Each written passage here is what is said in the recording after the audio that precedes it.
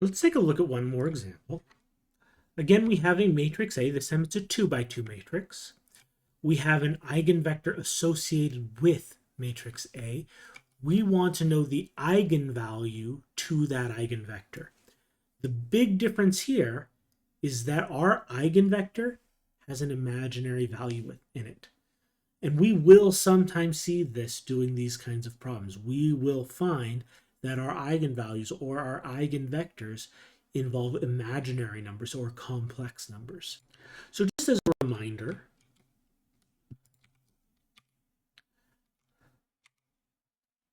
imaginary number I, we define it as the square root of -1.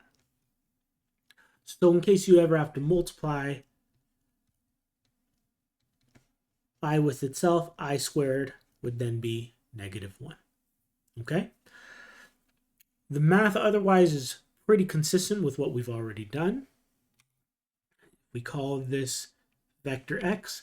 Then because x is an eigenvector of A, if we multiply vector x by A on its left, that's going to give us the equivalent of multiplying vector x by some scalar lambda. Our task is to find lambda. So let's plug in what we know. I know matrix A, 1, -1, 1, 1. I know vector x, -3i, -3.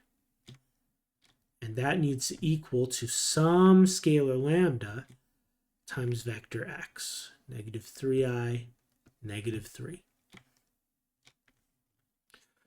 Okay, so let's do the multiplication we can, the matrix vector multiplication on the left, the scalar vector multiplication on the right. I'm going to get first row times first column. I'm going to get -3i plus 3.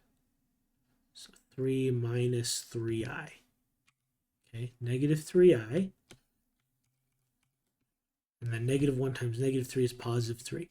These are not like terms, right? This has an I in it. This term doesn't. So it stays like this. A term like this, where we have a real part and an imaginary part, that's called a complex number. All right.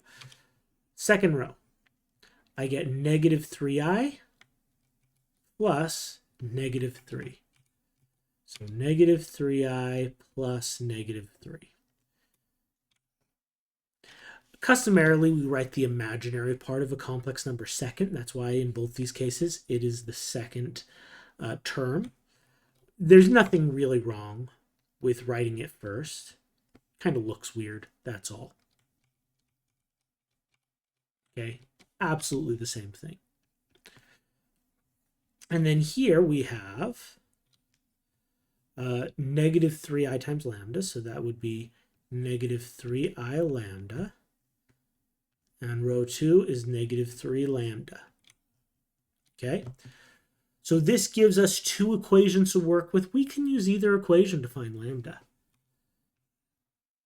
So for row 1, I would have 3 minus 3i equals -3i lambda. Or I could use row 2, get a different equation. -3 minus 3i equals -3 lambda. Both equations, if x is actually an eigenvector of the matrix, both equations should give me the same value for lambda. If they don't, then this isn't actually an eigenvector and the problem's lying to me. Okay? Now, in this case, I think this equation might be easier to work with, but we'll actually do it for both, just so you can see how you would solve for lambda using a complex number like this. Okay? This one's easy because lambda is being multiplied by a number that we're more used to, just a -3. So I'm just going to divide both sides by -3. Get lambda on the right. On the left-hand side, if I factor out a -3,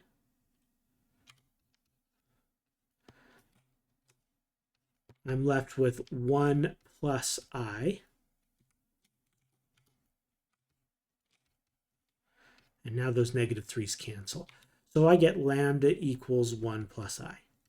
Okay, and that is my eigenvalue.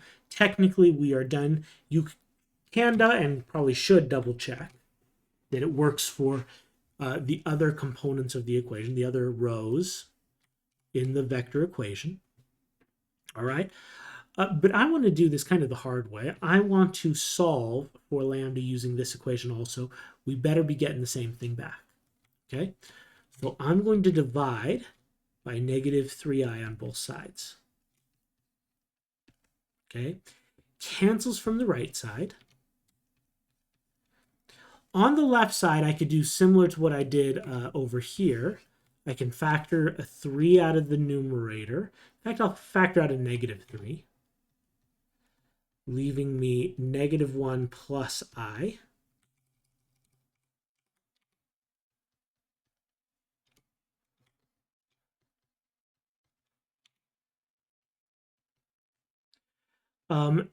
So negative 3 and negative 3 cancel, so I'm left with negative 1 plus I over I. Now the question is this the same thing as this expression over here?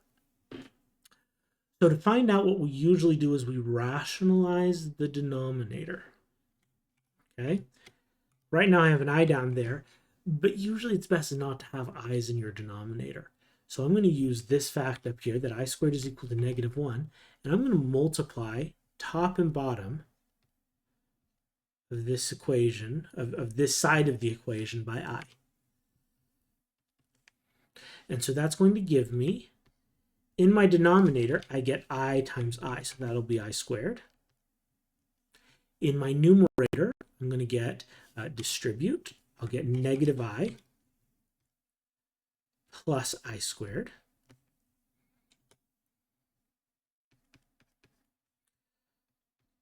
But I squared is just negative 1, so this plus I squared could be plus negative 1. The I squared down here is a negative 1. And because I'm dividing everything by a negative 1, that's going to flip the sign of each term on top. That gives me I plus 1, or if I like to write the real part of the complex number first, 1 plus I. It really is the same number, the same eigenvalue.